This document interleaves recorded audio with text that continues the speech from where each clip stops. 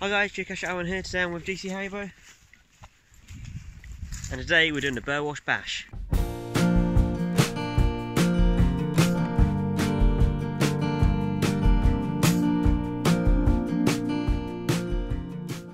We're just coming up to our first geocache, and hopefully we might be able to do the Geo challenge today, where we try and find a camouflaged or disguised container. But our first container we're looking for is a magnetic film container, which is not so fun when you're out in the countryside. There's even some sheep over there in the factory, so I think Harry's just trying to find a cache, and we'll let you know if we find it. Harry tried to find the cache but wasn't successful, so I came in into the bushes and there's a cache there. So just a duct tape magnetic film pot. So get the log out and sign it and put it back for the next person to find.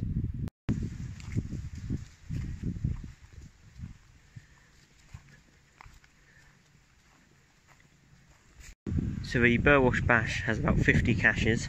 We won't be able to do all of them today, but there's like an outer ring and an inner ring. And we'll try and get as many caches as we can get on the inner ring. So Harry's going a bit ahead, finding the next container. I think the majority of the caches will probably be film pots. Hopefully there might be the odd disguised container, but I think most of the appeal for this series is the scenery and not the containers.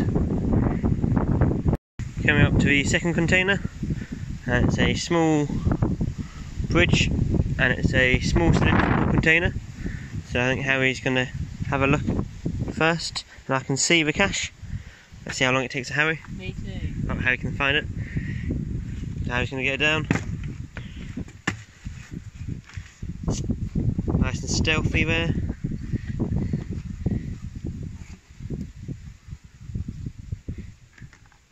It's quite a big container. So Harry's going to open it up and see what's inside without hopefully anything falling down the gaps. That's it. Oh, that's it. So unroll the log, sign it, and then put it back.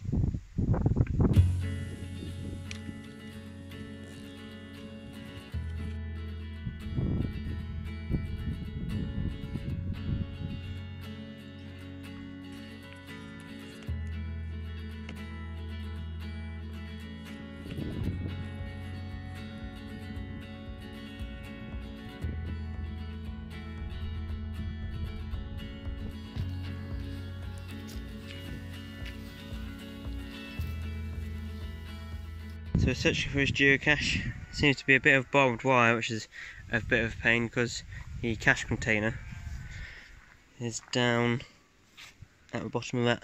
So we're going to put our hands through the gap, get the container out, sign the log and then put it back.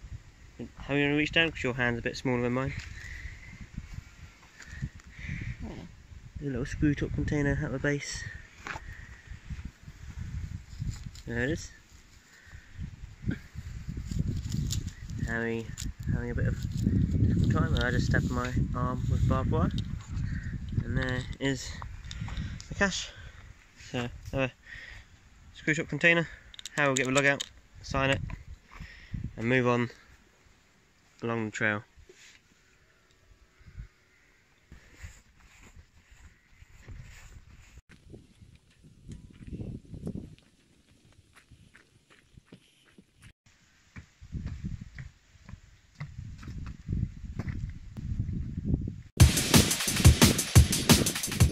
Down the container for the fourth one. So this is on the little bridge that Harry got stuck on and then jumped off. So another magnetic screw top container. So Harry will get the log out and sign it, and we move on further down the trail. So the container is down there. Oh my! It's another water bottle. So we'll have to, I think, go over. It might fit through the gap, but there's again barbed wire at the top of the fence, so either my or Harry's wrists are going to get a bit squished or cut. Ow. Yeah, so there's brambles Ow. either side of a bottle, and barbed wire up front. So Harry, oh, there's some string. That's far easier. There's a container. So yeah, we can use the string to lift it up and not get cut on the barbed wire.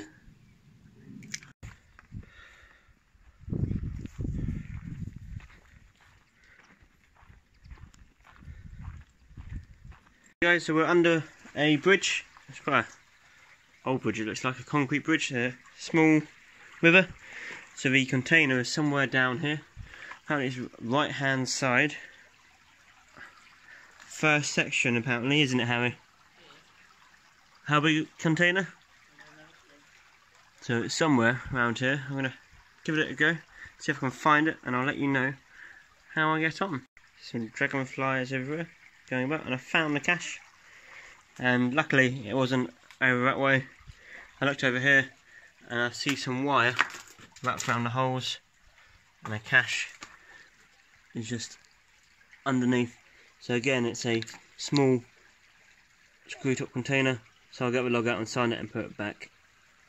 So still screw top containers at the moment, all standard size and some water bottles. But we'll carry on with the series and see how many we can get.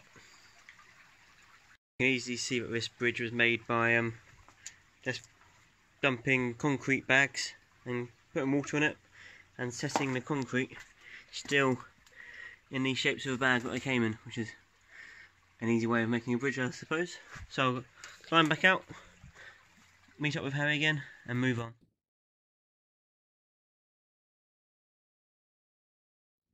Harry to go down there. It's quite a steep drop if you see it. It's very dusty. There's a river, not very large. We haven't had much rainfall recently. I think last time it rained here was 2 days ago, but before that it was like 60 days. So not a lot of rainfall recently, and grass is still quite dry, especially over there. So these trees over here for the next caches. So hopefully it won't take too long to find. So wish us luck. So just approaching the 7th cache. Apparently it's a regular sized cache, which is quite nice. And it's near a 3-trunked oak. So we think that might be nearby. It might be that tree. But we'll have a look. See how it goes. Harry's moving in. It's a bit brambly and... Where is it? Oh. Nice regular sized cache, apparently. I was going through the guidelines the other day. I think regular cache is meant to be the size of a shoebox, and a small cache is meant to be the size of a sandwich. So I think it's probably a more small sized cache. Harry's going to open it and see what's inside. It's filled with crayons. Some toys. Any trackables? No trackables, just some swag. So Harry's going to sign a log, put it back and leave it for the next person to find. We're being attacked by flies. But it's a nice day for a walk in the countryside. We haven't come across any more people or anyone else, only some sheep. We're very antisocial people here. Well, we saw a farmer on a tractor, but I don't think he saw us. So yeah, just signing this log and we'll move on to the next one.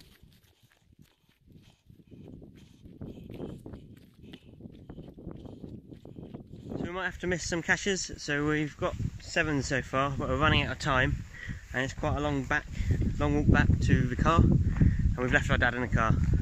I know you're not meant to leave like dogs, kids in the car, but we've left our dad in the car. We made sure he had some water, and we told him there was a shop nearby, so hopefully he's okay. Not too hot. We just need to be wary of ticks now, because the grass is getting a bit longer. You know, make sure we check ourselves before we get back, because ticks are nasty things. So moving on to the 8th one, we might have to miss some later ones off so we can get back in time. So the cache description said it was about 5 foot up. I'm approaching 6 foot, but not 6 foot, and the container is that level there. It's a little bison tube, so it's camouflaged bison tube, and so we'll get the log out, sign it and move on.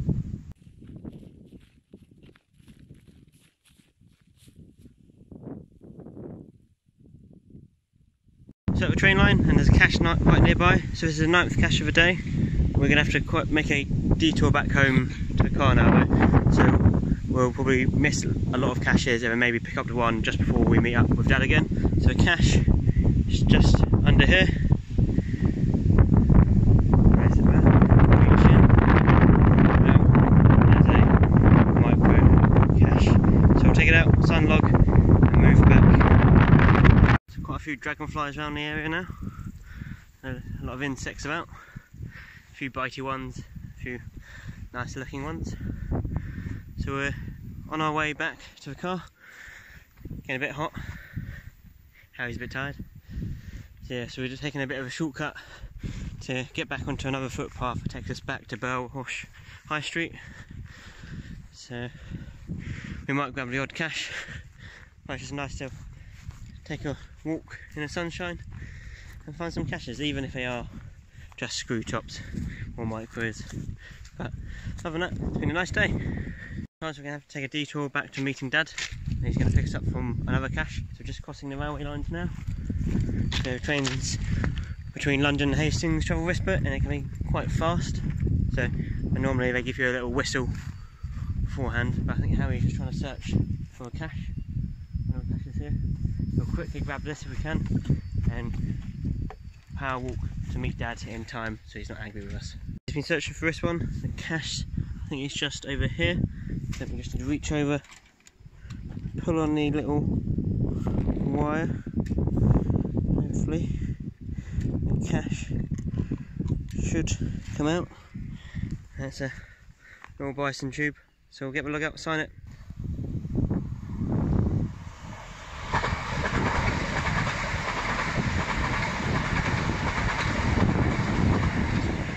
So we've waiting to get picked up by Dad, and we sent him coordinates of a geocache where he can pick us up. So we're just walking towards it now. Shouldn't be too hard to find. I think it's probably on the sign. Just need to make sure we don't get hit by any cars coming up. So we'll pull over into a verge here and double check for geocache here. The cache, there it is, just in here. It's just another screw top container. So we'll take the log out, sign it, and then get picked up by Dad. Well then, 11 an hour and a half, pretty good going. Yeah, we ran a bit. Fun. We ran a bit. So we stopped off for one more cache on our way home. So we're at this pyramid. So this is in a graveyard of a church in Vitling. So this pyramid belongs to John Fuller, or Mad Jack. He was a philanthropist and built follies all around this area, and this is actually where he's buried. He's buried inside the pyramid. And some of you might know that I do Morris dancing, and my Morris side is named Mad Jack's Morris after John Fuller, and one of the follies is actually our logo of our side. So that is Mad Jack's pyramid, and the cache Harry has already found, but there's some muggles about. I'll just show you where the cache is. So this is our last cache of the day. I'll see you next time. So Harry read the hint and looked over there, and it said it was next to a wall. I'm not sure what wall Harry was searching. So I'm going to search this wall. There's a small tombstone over here. So I believe the cache might be down here, where I can see it. Harry's just going to get the cache, because it's a small tombstone by the wall, isn't it, Harry? It's a nice sized cache. Log, swaps, some trackables. Hopefully Harry blurred that number off. So we'll sign log and put it back for the next person to find. So it's quite nice cache and quite nice setting, especially with a nice church and the pyramid here.